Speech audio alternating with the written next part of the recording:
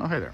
So years ago, a friend of mine called me up and he said, hey, I read your book. I'm like, okay, which one? And then he told me, Wretch Like Me. And I was like, well, good, thank you so much, I appreciate it. And he goes, and I wrote a review for you on Amazon. I'm like, I really appreciate that, thank you so much. And he goes, and then you inspired me. I'm like, good, that's why I did it. And he goes, and I wrote my own book. I'm like, oh, cool, congratulations. He goes, will you read it and then write a review of my book? I'm like, yeah, I'll do it. I mean, we're friends, absolutely, sure. Just send me the digital link. I don't want you to spend any money. He goes, no, I want you to have the real copy. And I was like, okay. And so he sent me a copy of it. And normally I can't read because I'm illiterate, but I did. And I read it. And at first, it's called The Next Human Die-Off. Okay. And at first I was like, this sounds like a lot of conspiracy theories. Which the funny thing about conspiracy theories is over time, some of them turn into conspiracy facts. Nevertheless, he, in his book, he gave many examples throughout history of huge numbers of people dying at one time, okay? There were Genghis Khan, now I'm gonna get these numbers wrong because it's been a minute since I read this, but Genghis Khan killed something like 80 million people or something like that. And by the way, he has something like 16 million descendants, like direct descendants, which is crazy. Lots of wars that took lots of lives, obviously World War I, World War II, and lots of other wars, lots of genocide. The Black Plague took a lot of lives. The Spanish flu took a lot of lives. And when we're talking about a lot of lives, we're talking about tens of millions of people at one time. And he said, basically from time to time, the world kind of purges itself of us, if you will, almost like culling the herd. And I'm like, okay. And then he said, but there's all these things. We've got global warming.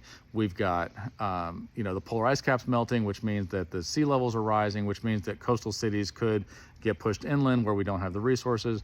There are huge animal diseases that they have to slaughter literally millions of pigs, cows, chickens, what have you, because something gets infected in the herd and they can't tell what all it is, and they just slaughter them all and leave them on the ground.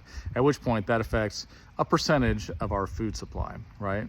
But he goes, but what if all this happened at once and there was the perfect storm, okay? Like any one of these things could take out a number of people.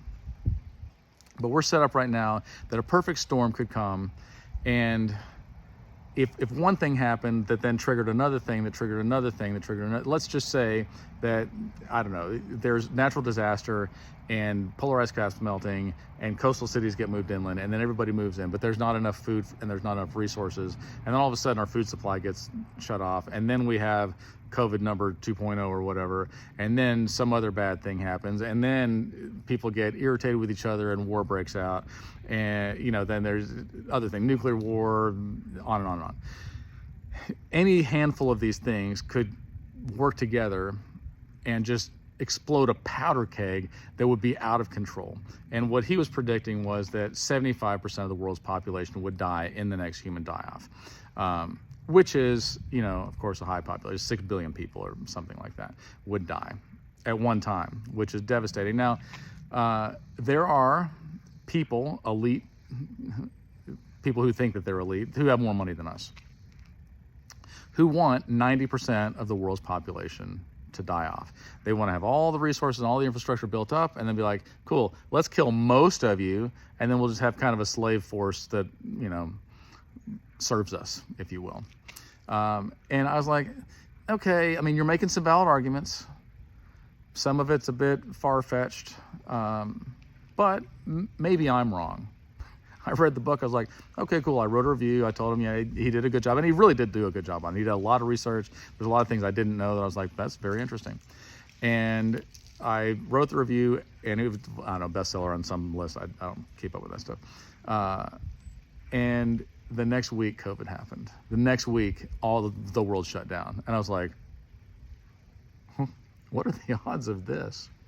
And I'm not saying that this is exactly how it's going to happen. He's not like a prophet or anything like that. He's just looking at patterns in the world, and he's going, we are at a tipping point right now where any bad thing that happens could just spark a chain reaction of other bad things happening that then we could a lot of us could die. Now, there was hope at the end, okay? And the hope is this, that when some calamity happens like this, that it usually lasts no longer than 2 years, okay? A little more, a little less, whatever, because if it lasted any longer, literally everybody would die. And in the Bible, it talks about in the end times, these times were cut short because otherwise no one would survive.